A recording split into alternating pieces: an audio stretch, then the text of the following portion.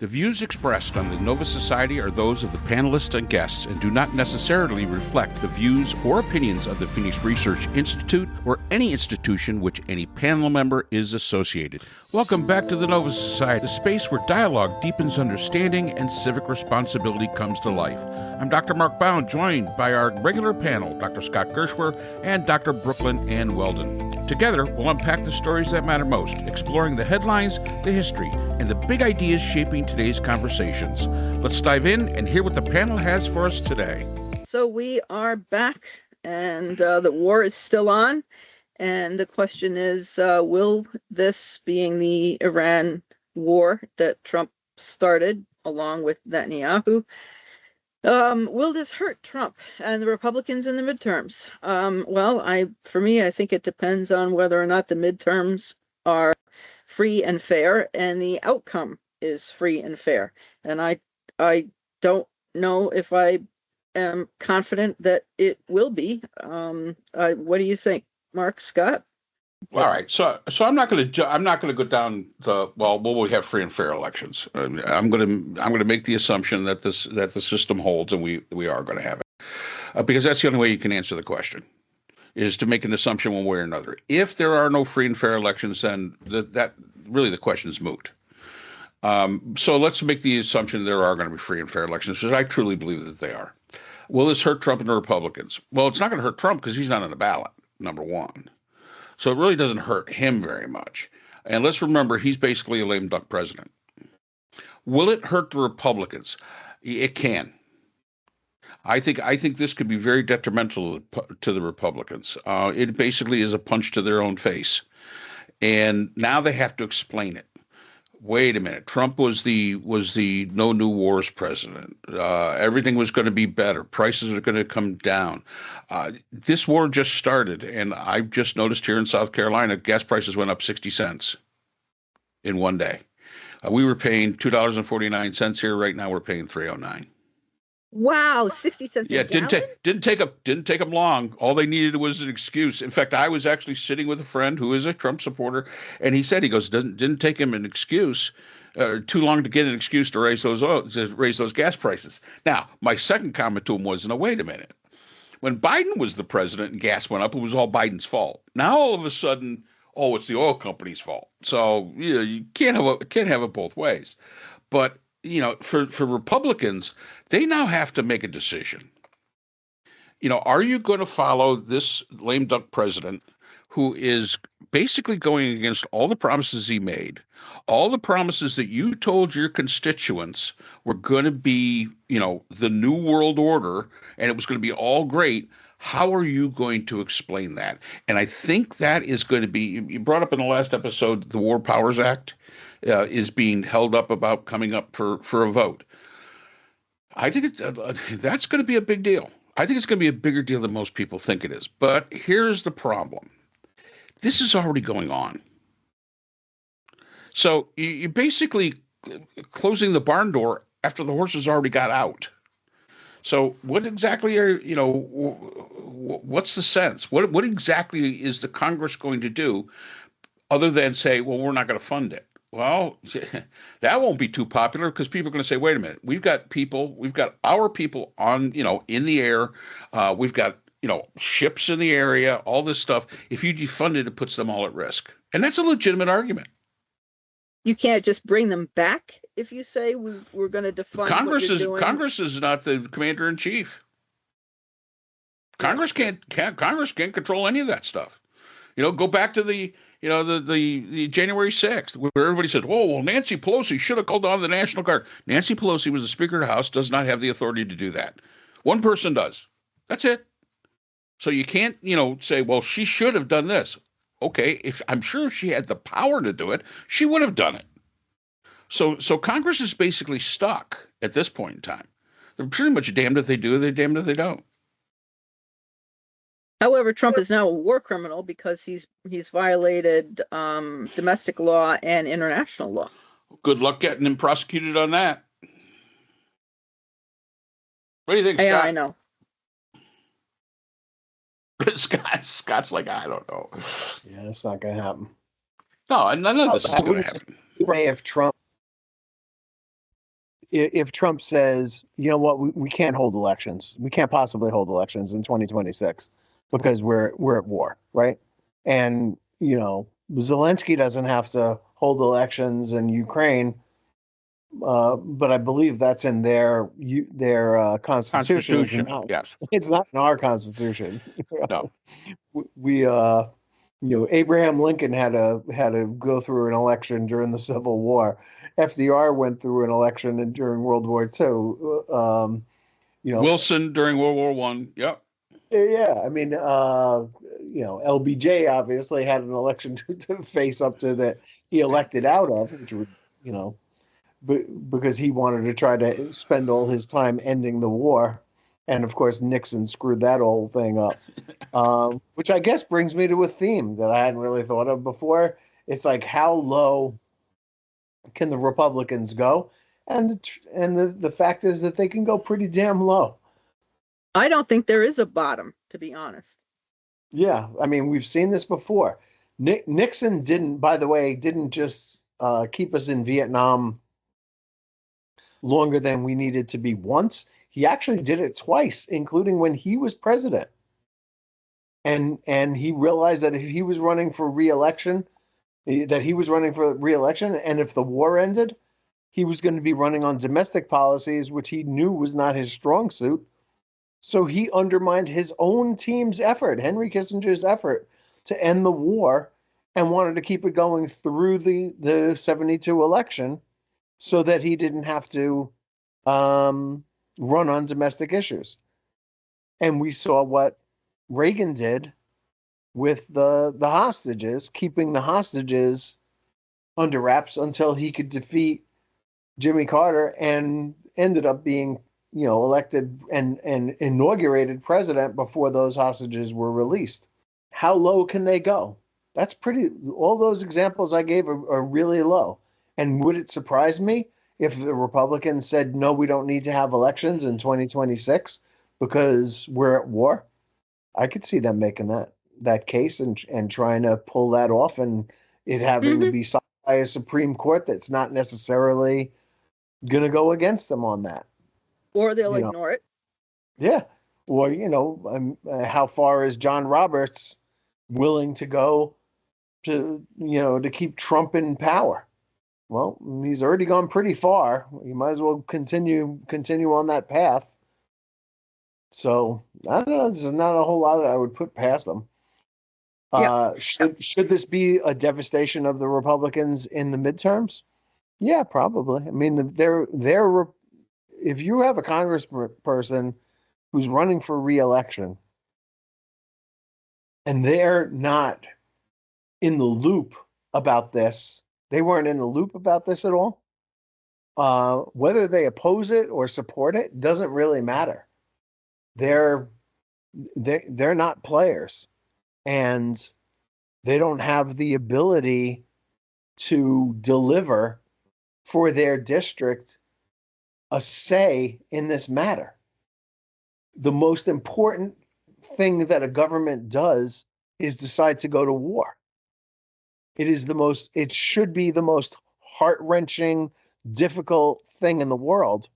And the ease that we just did this, where the president of the United States doesn't feel he needs to make a case for it, doesn't feel that he needs to consult with Congress, those members are useless. And you can't put that on the Democrats because they weren't going to be in the loop one way or another.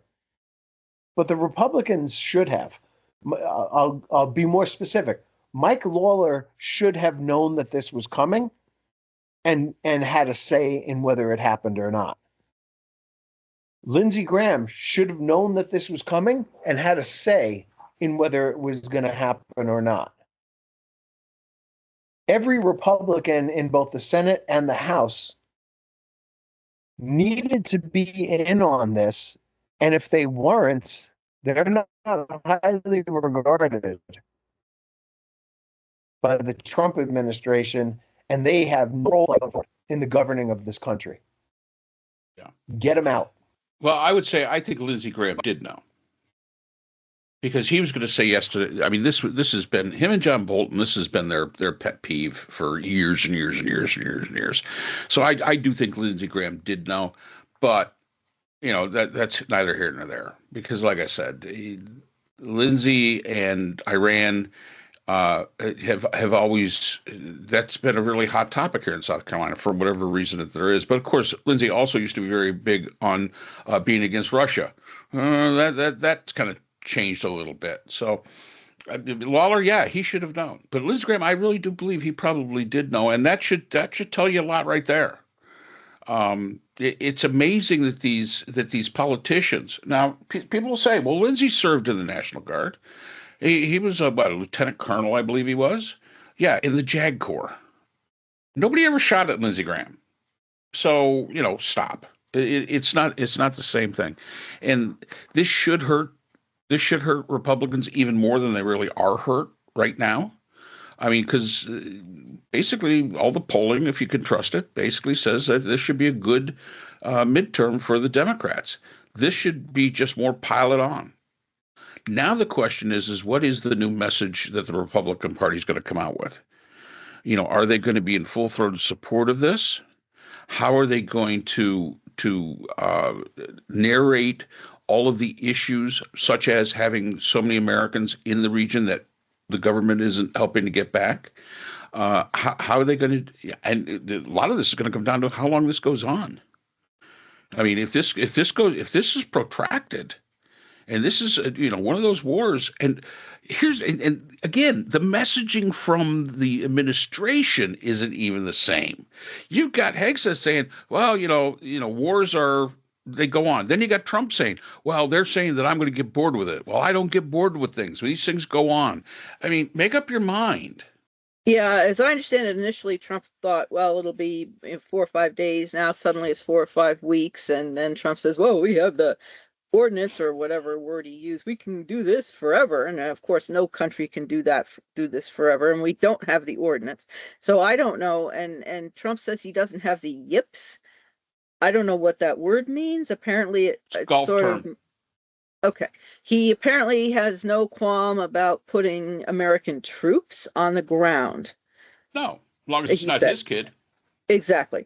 So if he's now going to be putting American troops on the ground because we don't have the weaponry to these interceptors, obviously that means a much longer war. But you cannot, or one cannot produce the kind of outcome that he is looking for from the air. That much I understood from listening, because I'm not a veteran, I'm a civilian. I listened to enough people who are veterans speaking on various programs to understand that you have to have boots on the ground. Now, whether the Israeli military is enough for this, I don't know. One person did suggest that there will need to be a draft. That this will go on and on and on and on, which means a draft, and of course Barron Trump and these other kids will not be going.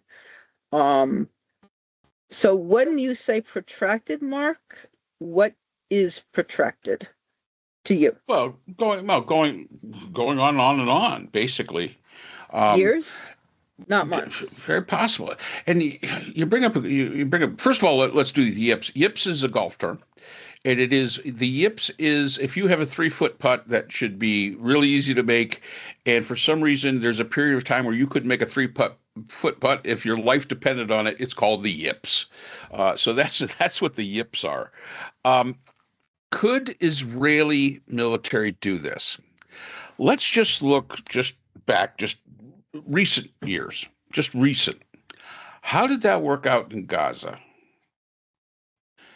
And that's a very small place. Troops, boots on the ground, and I've said the Israelis are very good at this. It was still difficult. Now imagine a country of 93 million, which is, I believe, the population of Iran. That is 3 times the size of Iraq. It has, and it has forests, it has desert, it has mountains, it has major metropolitan areas. It this is this is like Ukraine. And look at the difficulty the Russians had with that. This is not an easy task. And this is a bloody conflict. Look at the conflicts of the past. Vietnam is not a very big place. Not even close to the size of Iran. Korea is not a very big place, not even close. This is more in terms of, I guess the easy way to say would be like Ukraine and the Russians. We've seen the difficulties they've had. Now, I'm not saying that the Israeli military or the American military is as incompetent as the Russians have proven themselves to be, but this is still a tall order. And you're correct. Every single military expert out there will say if you're trying to get regime change, you can't do it from the air. You've got to have boots on the ground. And now we have to look. And here's the thing that frightens me. Anybody that is well informed, that has a quarter of a brain in their head, would realize the cost in troops if we were to put boots on the ground in Iran. Look what it cost us in Afghanistan. This is not this would not be an easy task for any military. I don't care how powerful you think you are. The fact is that this would create great problems and would be very expensive in lives lost, both in American troops, Israeli troops, and in Iranian civilians. So this is no. But as you said, Trump says he doesn't have the yips about doing it. Well, if I had children that were of serving age, and fortunately all mine are older, so they're not, this would concern me a lot. This, somebody, the commander in chief saying something like that, that would really concern me a lot. Oh, next. Well, can I just say one thing? I think that using a term like yips is very disrespectful. And no, it is, and it just shows how unserious this is. We're talking about a war. It just shows how bad his English is. He can only he's talking he's using a term from a sport that he plays. That's all he's doing. I mean, disrespectful, okay, but again, that just shows his absolute inability to have a command of the English language. So the next one was, what is the real goal? Regime change or something else? A real end goal. Yeah. Well, what is the I mean, I don't even know, and I don't know if they know. What is Bibi Netanyahu's end goal? That's what I want to know. I think whatever he wants is whatever the Trump is going to want. What do you think about Netanyahu's end goal, Scott? Well, I mean, clearly Netanyahu for a long time now has wanted to get regime change in Iran. Iran was a big Israeli ally in the region, right? Iran, as I think most probably of us know, is Persian, not Arab, has a very different cultural mindset than the Arab world did. And Israel would love nothing more than having a peaceful and friendly Iran, as it was right up until 1979 or thereabouts. So I don't think it's unclear that preventing another Middle Eastern country from having the bomb is certainly in Israel's best interest, and that having a friendly Iran that doesn't oppose the deals that they're making would also be a very welcome thing in Israel. We'll say that I do believe that Netanyahu is going to use this as an excuse for doubling down on the settlers, trying to remove as many Palestinians as they can from the West Bank and from Gaza. I think Trump is on board with that so far, at least in Gaza, right? To depopulate Gaza and turn it into something that it isn't, never was, probably will never be. Again, that's Trump's fantasy. Uh, but that Netanyahu would welcome the fact that that Israel is larger, that the Arab population is smaller, and that the Palestinians go to Jordan or Iraq or somewhere else and leave them alone would probably be a simple way of putting it. Yeah.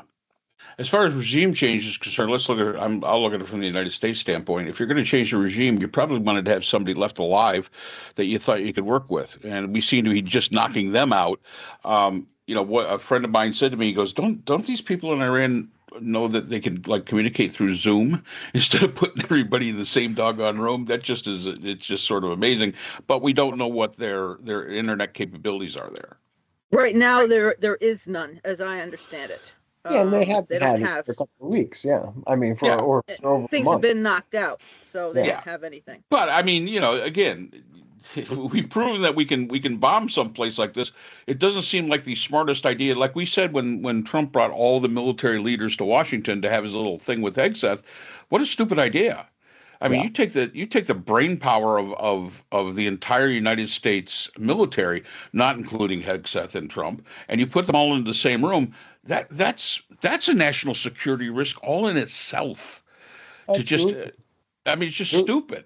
There isn't a It- corporation in the world that would have their top C-level executives fly on the same plane anywhere. Absolutely, They all absolutely. Even separate. absolutely, even the British monarchy will not allow the royals to fly in the same plane. I mean, it's just not done. That's just not done. That's like saying, well, let's just have all the cabinet going over to, negotiate with the president and the vice president. Let's put them all in Air Force One. You could decapitate the entire government so easily. So bad planning on their part. And I understand they probably have some issues with the internet, but come up with something better than that idea. So regime change. If the idea is again, the idea is to change the regime, please leave somebody left that you think you can negotiate with. We're down to, according to the reports we're getting, we're down to the G team. We're not A, B, and C team anymore in Iran. We're down to the G team. People that probably don't have the support of the people that they would need to get the support from to make any kind of regime workable. I'm not sure that it was ever going to be anybody associated with Khamenei or the regime that was going to be the next in line, right? We've talked about Pahlavi, and we've talked about, and now it looks like Trump is, over the last couple of hours at least, been talking to the Kurds. Yeah. About whether the Kurds want to be our peacekeepers on the ground and do the dirty work that we always seem to ask the Kurds to do with never any reward. Now the Kurds may have their chance to get a homeland of their own, and could end up being responsible enough or benevolent enough to allow other ethnic groups to coexist with them under their leadership of this country. Would immediately put them at odds with Turkey, of course, would be complicated in a number of other ways. But Iran is a multicultural nation, and some of the next leaders are probably from one of those other cultures, not in the mainstream Iranian national, Islamist nationalist Shia power structure that existed before. Interesting.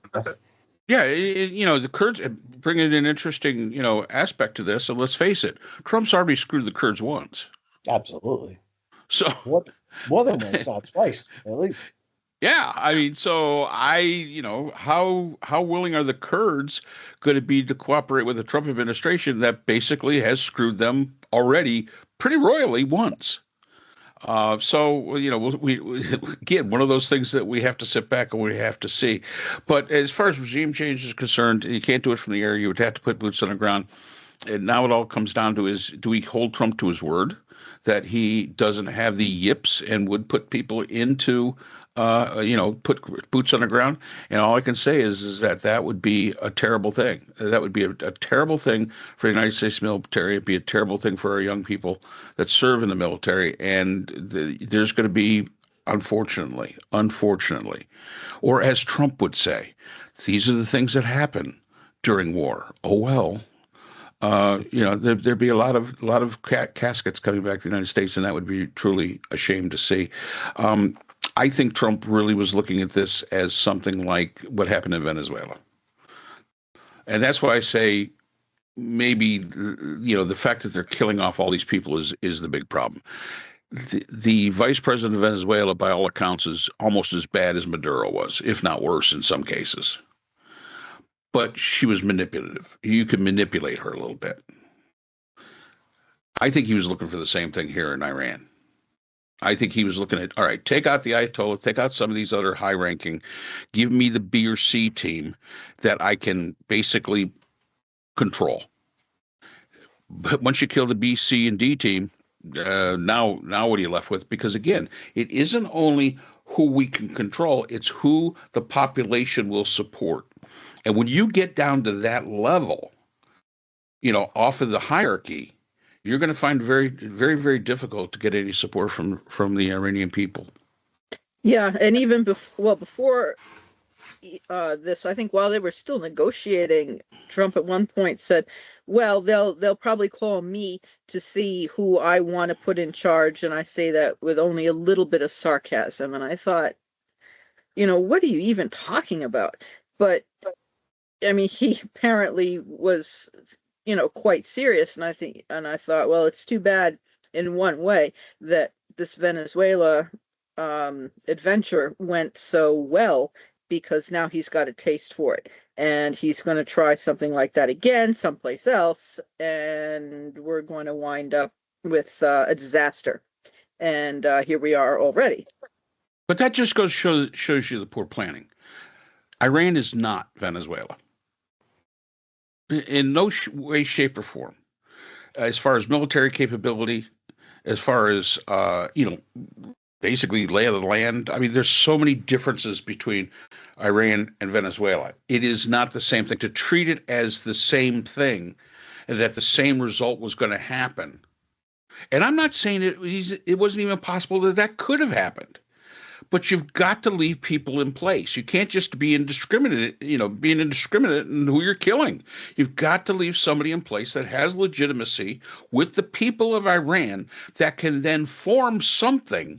We don't. It's like, Lindsey Graham was on it. I hate having to talk about him, but it's not the president or my responsibility to figure this thing out. Really? Really? It is not your place. You should have had this figured out before you went into it. But you didn't. And I think that was so telling. And it's like, well, okay, Lindsay, what exactly, what are you doing? Other than destruction for the sake of destruction. All right, so the last question on this is, what does this mean for the region? Not good things. I think that's the simplest answer to this. Not very good things at all. This is going to destabilize the region. Although we are beginning to see that some of the Arab countries are beginning to get a little tired of Iran bombing them. Yeah.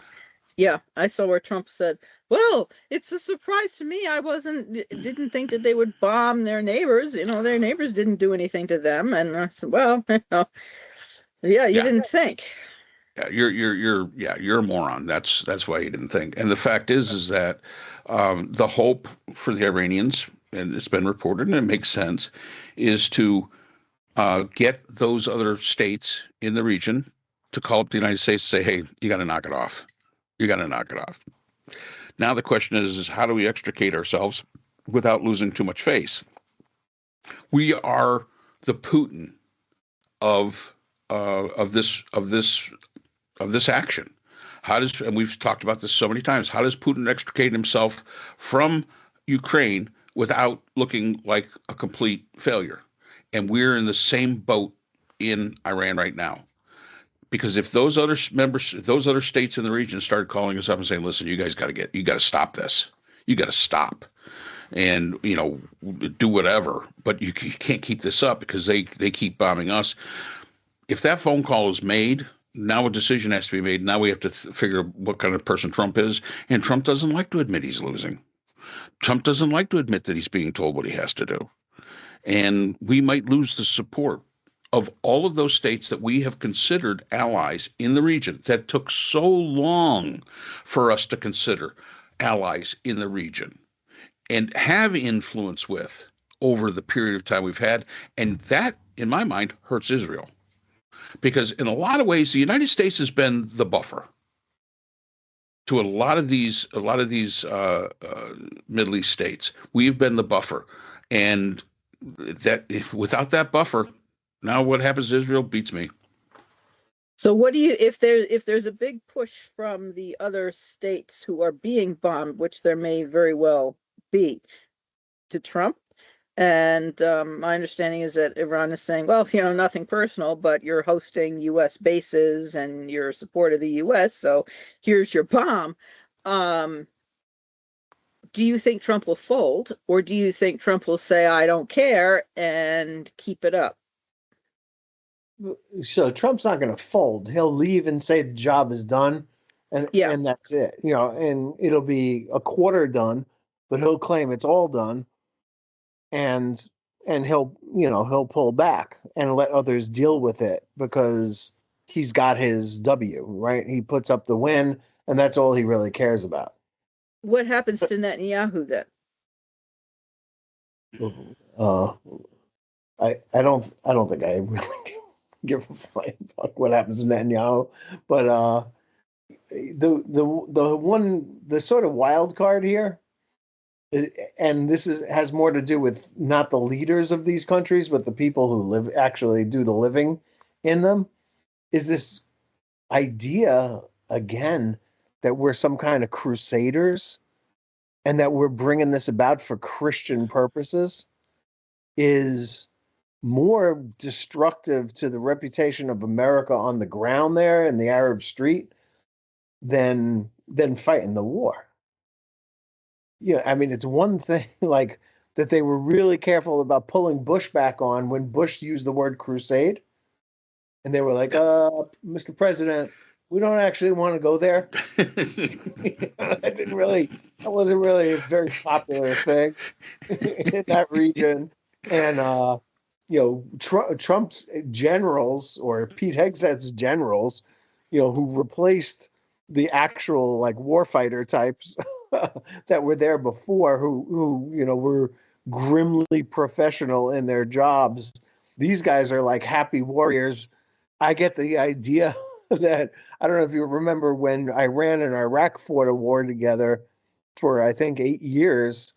There were times when human waves holding no weapons at all, but a plastic key from a baby's game that promised them that they would go to heaven, would charge across open fields into machine guns because they were so religiously fanatical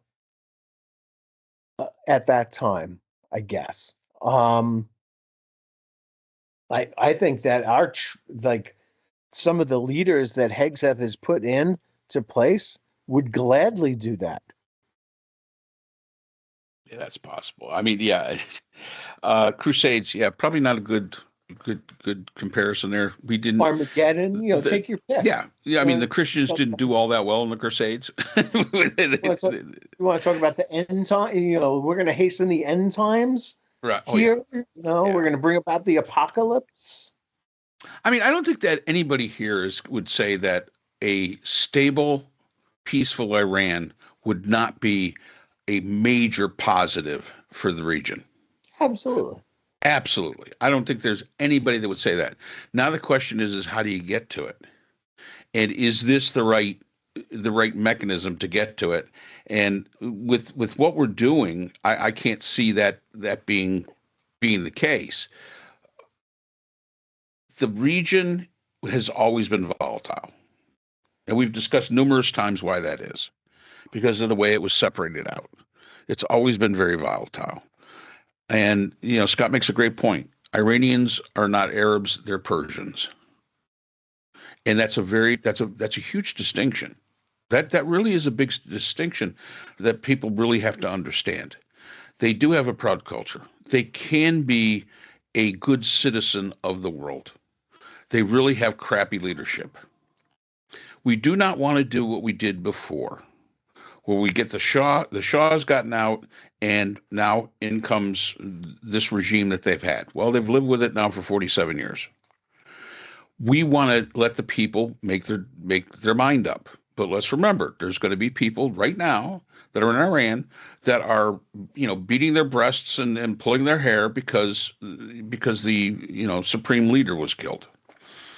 That's something you've got to get over. So there has to be something that is a mix.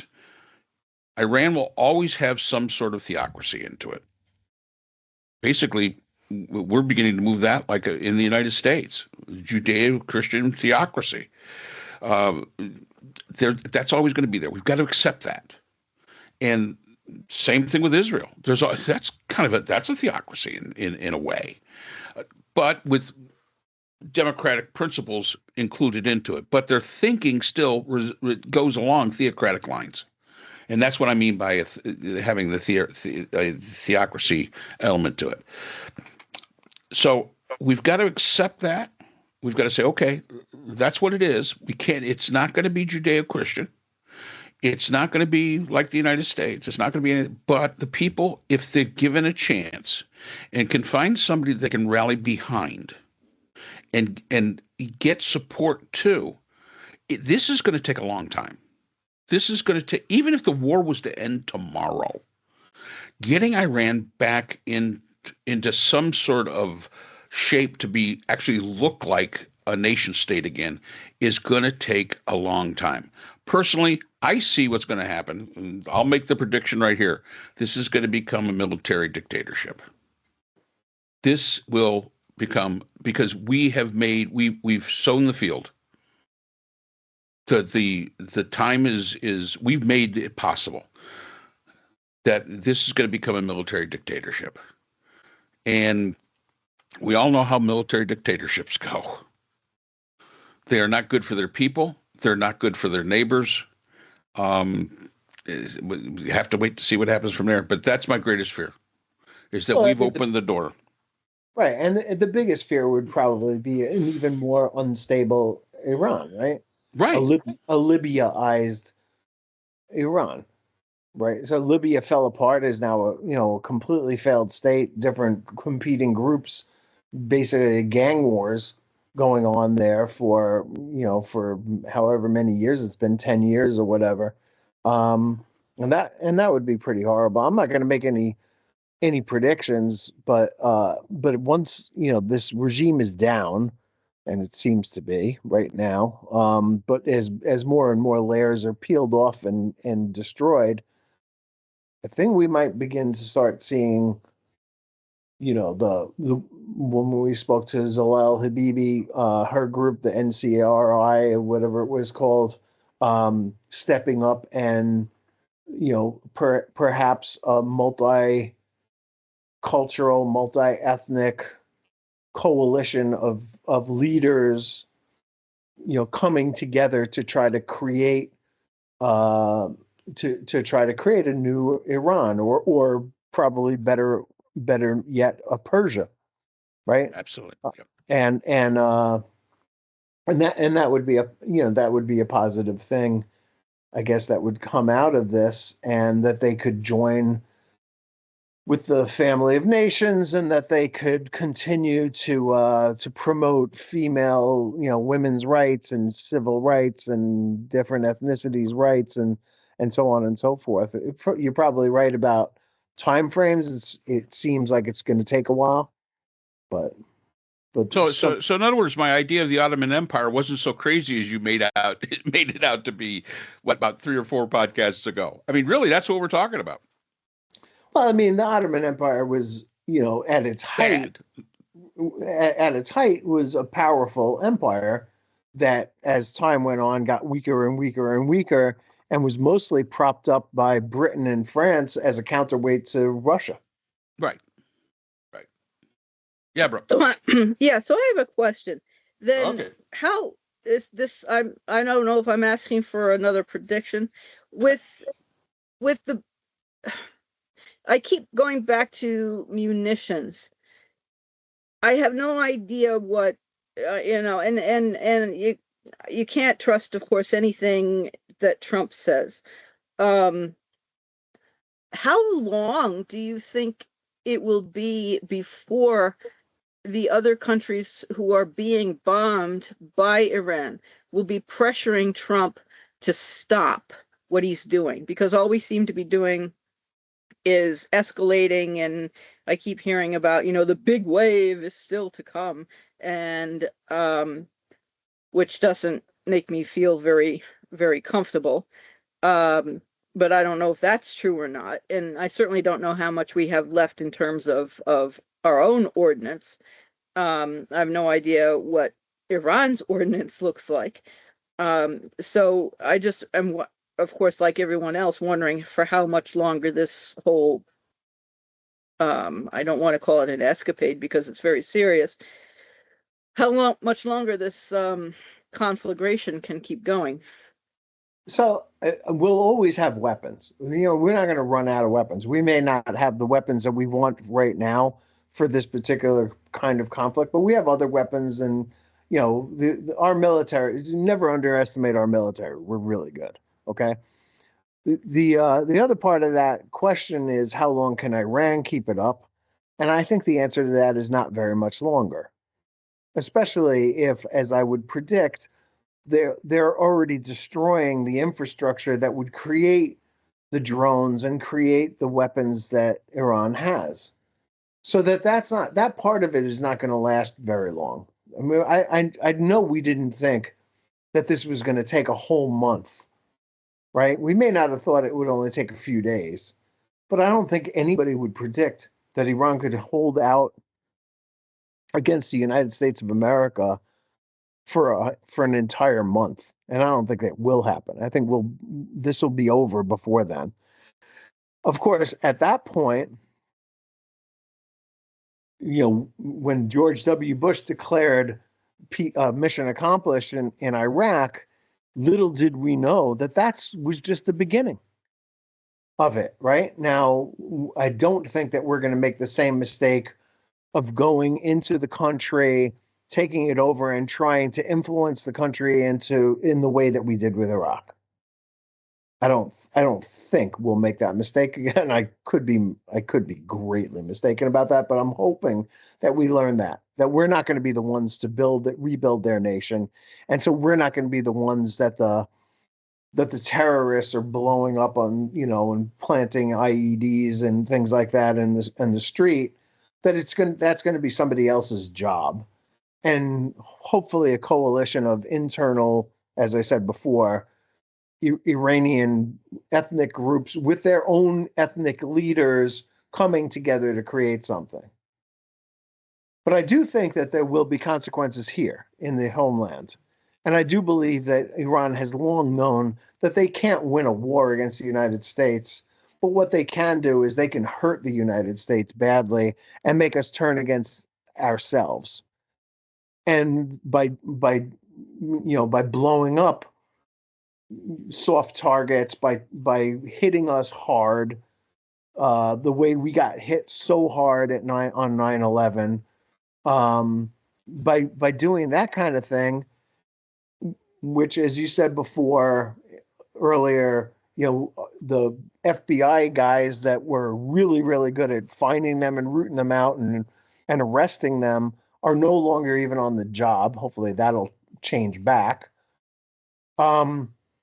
But that would be the phase of the war that would be the hard part for us.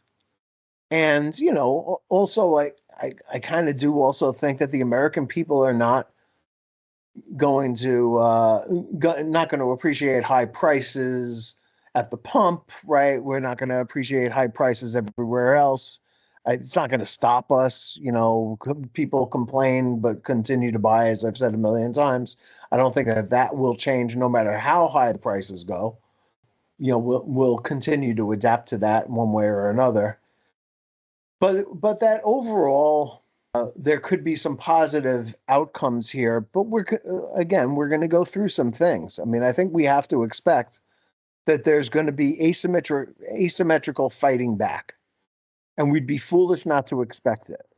And we're foolish not to harden soft targets right now. And we'd be foolish not to think that, at any given time, there could be a terrorist attack against us from within that we're going to have to somehow deal with and not tolerate, but get over, get past. And that there's going to be bloodshed. American blood will be spilled, and it's not going to be just some troops on the ground over there, or in Kuwait or wherever they're stationed, that it is going to affect us here in the States. But, we'll be, I suppose, resilient about it. And will we count on it being worth it? I'm not really sure. I don't think so. I think this was a bad move, bad timing, bad lack of strategy. But I think that over the long haul, the mission was to create a more peaceful world, and that we could get there if we do this the right way. And if we don't make this a religious war, another crusades, if we don't destabilize other regimes. Now, again, a destabilized Jordan is a very dangerous Jordan, right? A destabilized Egypt is a very dangerous Egypt. You could say that about all those countries over there. The Middle East has always been extremely volatile and never very cohesive.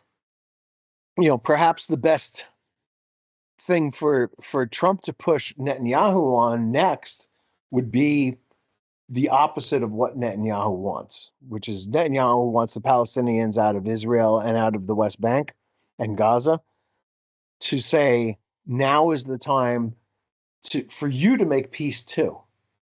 And you're going to have to make peace with the people living in that boundary and create a two-state solution that would give the Palestinians what they've always wanted. And you're going to have to deal with the security risks of it and so on and so forth. But that is going to lead to a greater amount of peace in the world eventually. And we're starting to see that some other nations in the area are starting to fight back. One of the nations has, I think it was Oman. No, one of them has already, because they were bombed, sent missiles back into Iran. Here's my thought on this. Who was it? A bad thing. Yeah. I mean, yeah. No kidding. Now all of a sudden we're creating World War I all over again. Absolutely. And I think, right now our mission is to sink the Iranian Navy and to basically secure the port of, the Strait of Hormuz, which would be extremely important to do. And now my question would be is, if at the time, no, stop that. Go ahead. To our listeners, I'm waving and waving and waving because it just reminded me of something where you were saying World War I. I've heard some speculation that this is World War III. Are we at that point? Do you think this will spread? Okay, thank you. Yeah, go ahead. So, but why shoot back and create more death for because they're being shot at? Yeah, but why not just pressure Trump and tell him to stop? And then everything will stop. You're going to have some that are going to do that. You're going to have some that are going to basically say enough's enough and shoot back. I mean, that's the way it is. These are independent nation states. And my thought is this, that the United States, once Trump thinks this has been enough of a distraction from the Epstein files, which I encourage everybody to keep saying, release the Trump Epstein files, don't let it be a distraction. I think what's going to basically happen is Trump is going to look to Israel, because Israel has said, They're trying to pick a new cleric in Iran. They're actually talking about Khomeini's son. And Israel has said, whoever you pick is our new target. Well, you can't do that. You've got to, you cannot do, every time they pick a leader, you can't kill him. Because that destabilizes the entire country. And at some point in time, whether Trump believes that, the Trump Epstein files are forgotten about and moves on or whatever, Trump simply says, and a lot goes to what Scott said, we're done. We're pulling out. Israel, now it's your problem. That would cause a problem for Israel as well. That would really cause a problem for Israel. But that sounds exactly like what Trump does. I create the mess, and then I back up and say, you guys deal with it. And that's part of his MO. Now, for the sake of Israel, I hope that doesn't happen. Because in my mind, that would be terrible for Israel if we backed out. But we have got to first of all, Israel, you've got to accept that they're going to have a new leader. It may not be the leader you want, but hopefully it's a leader you can work with. Maybe Khomeini's son is not the guy. Okay, fine. But you can't kill everybody. You can't keep killing everybody that is selected as leader, especially if they don't do everything you want to do, because that just makes a destabilized Iran. My question today is really, and this is the question a lot of people should be asking themselves, who's making the decisions in Iran today? If you've killed off, all the way back to the G, group, who's left to make the decisions? Who's making the decisions on firing these missiles and where to fire them? Who is this person? Yeah, I had wondered that also. Who is in charge now, and who's firing the missiles? Because someone, obviously there's got to be coordination, unless just groups of people are firing missiles, willy-nilly. Someone is coordinating. Right. But which leads me to believe that you're going to see a military dictatorship. Yeah. Well, they had chosen successors. They're all dead. They're all dead. Yeah, but I believe the successors had chosen successors, like 3 or 4 or 5. They're all dead. Well, yeah, but those people had chosen. I mean, I think that they keep going. You're only on the C team. You got to get all the way down to the F troop to be able to get to where these guys are. You got to get I don't know. I don't know how deep. I don't know how deeply they went with that, but somebody obviously has been making decisions and firing missiles and continuing this war, or nothing would be happening. It would all be, silent on the Eastern Front or whatever it is. Yep. Nothing new is the actual German title is nothing new on in the West. But yeah, so nothing would be happening. A lot of questions.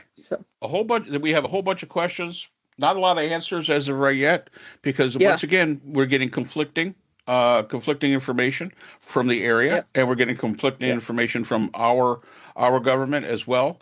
I highly recommend get out of American television, go to, and you can get it on YouTube. Go see and talk to or watch the French, watch the British, watch the Germans, watch all the rest of them and how they are framing all this. And I think you're going to probably get a better idea of what's going on.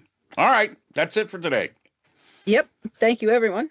And that's all the time we have for today's episode. The Nova Society is a production of Nova Society Media, a division of the Phoenix Research Institute. We want to thank our production partners, Buzzsprout, who hosts the Nova Society, Audacity, our editing team, Apple Podcasts, the largest source of podcast and music online, Spotify, the most popular platform for the Nova Society, and iHeartRadio, your destination for all things music and podcasting.